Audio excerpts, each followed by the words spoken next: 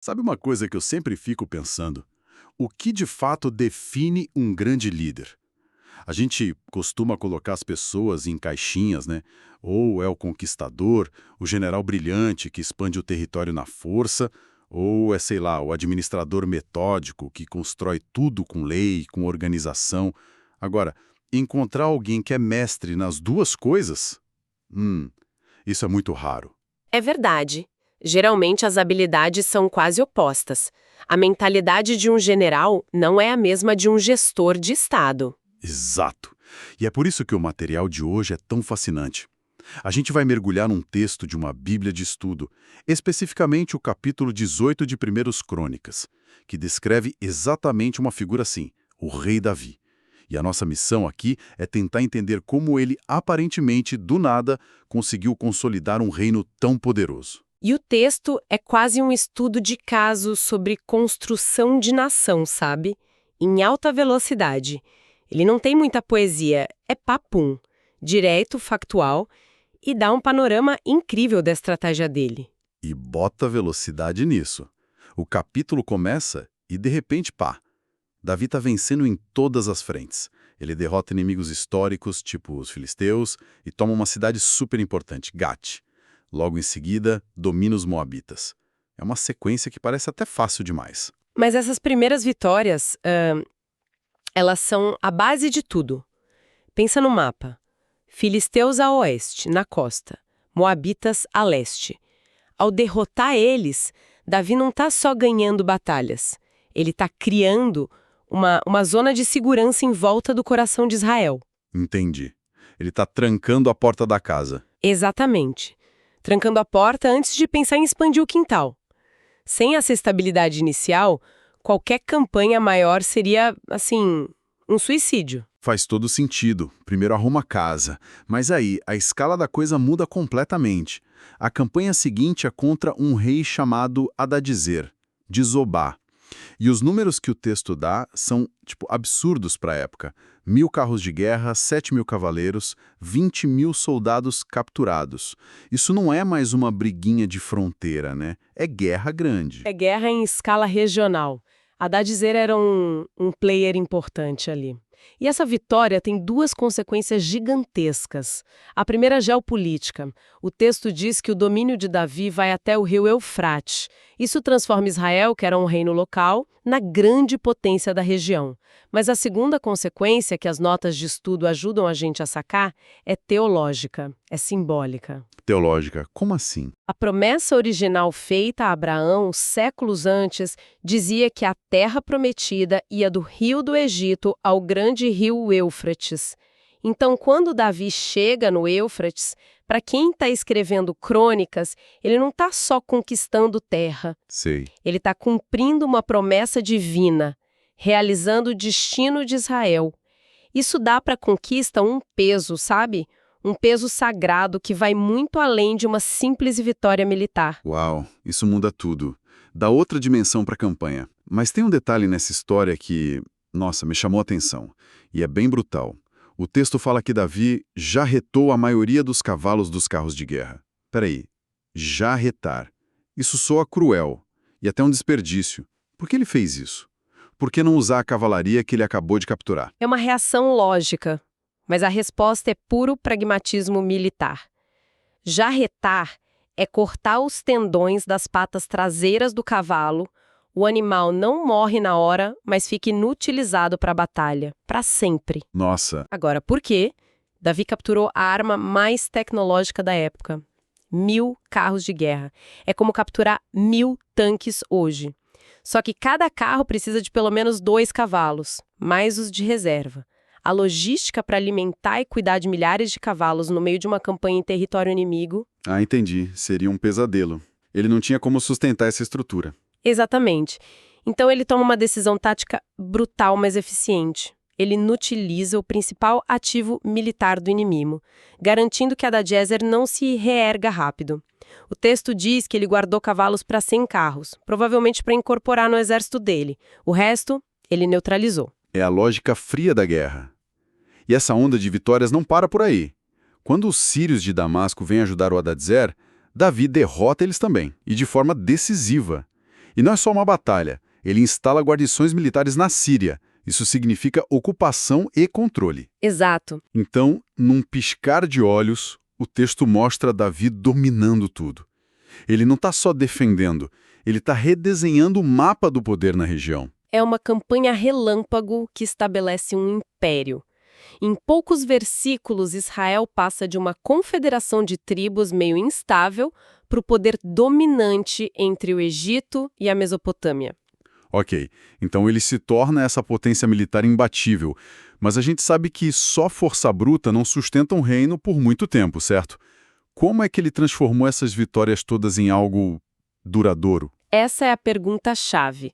E é aqui que o texto mostra o Davi estrategista, não só o conquistador.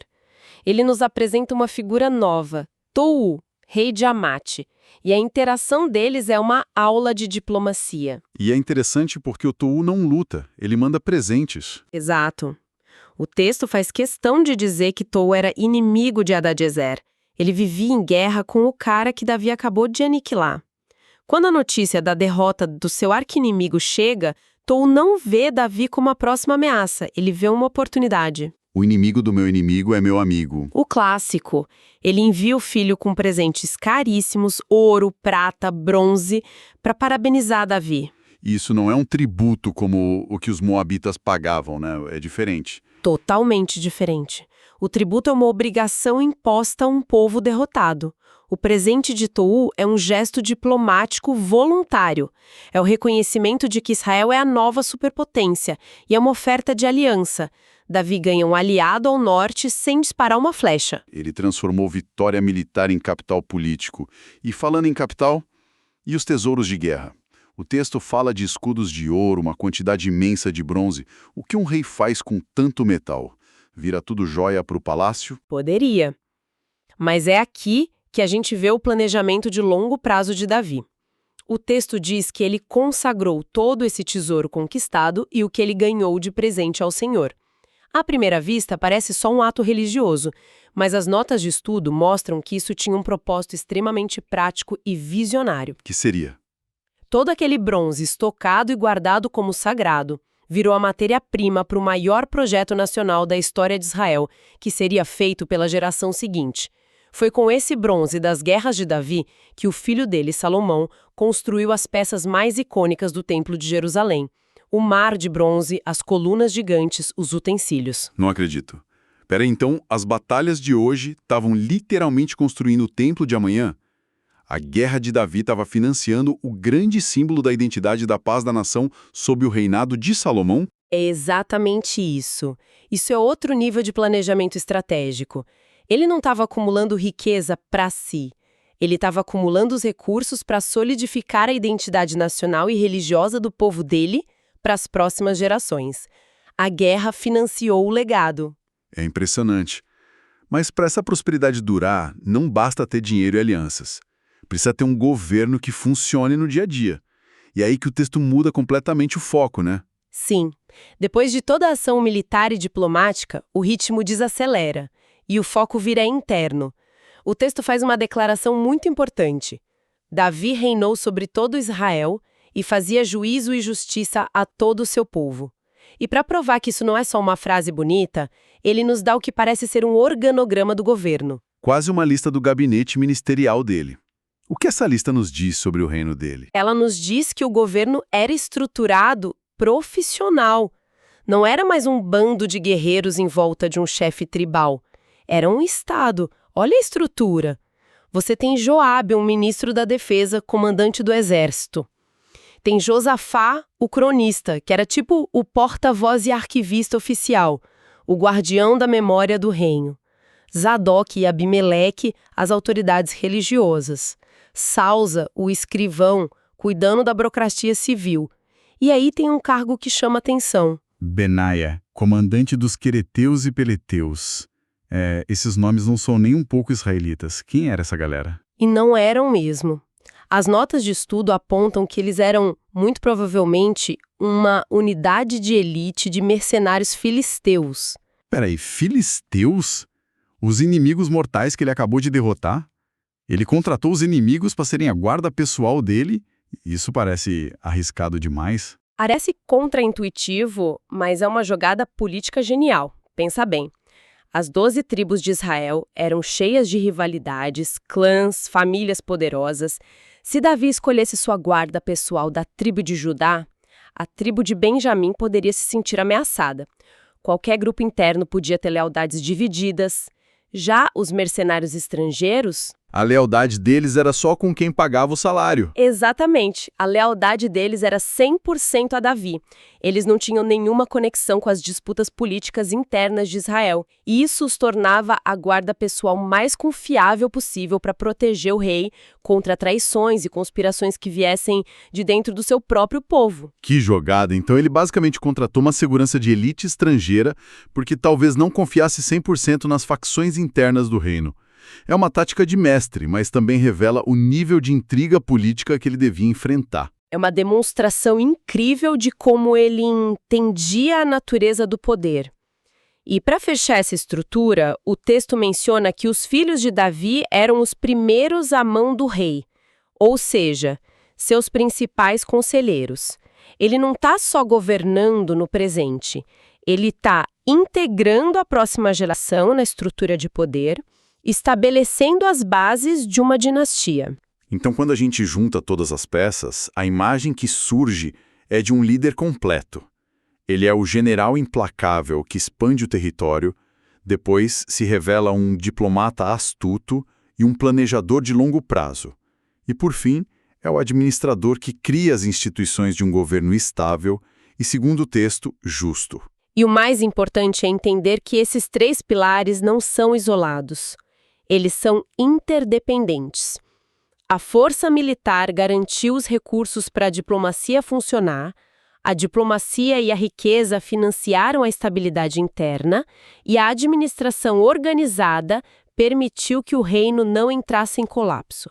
Uma coisa amarra a outra. E no fim, essa narrativa de milhares de anos acaba sendo um estudo de caso atemporal sobre como se constrói uma nação, né? Mostra que o poder duradouro não vem só da espada.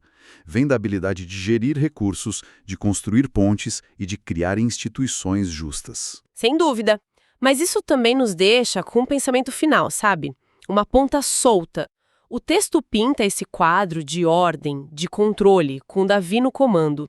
No entanto, a gente não pode esquecer que esse poder todo foi forjado por generais extremamente competentes e violentos como Joabe e Abissai. Foram eles que lideraram as campanhas e entregaram as vitórias para Davi. Verdade. Eles eram a base do poder militar dele. Exato. Isso levando uma questão que assombra líderes em toda a história. Como um governante que sobe ao poder com a ajuda de generais tão poderosos consegue gerenciar esses mesmos generais depois que a paz chega? Como garantir que a lealdade e a ambição deles não virem rivalidade ou uma ameaça ao trono? Este capítulo mostra o auge do sucesso de Davi, mas a história está cheia de líderes que foram derrubados justamente por aqueles que os ajudaram a chegar ao topo. Esse é o desafio final da consolidação do poder.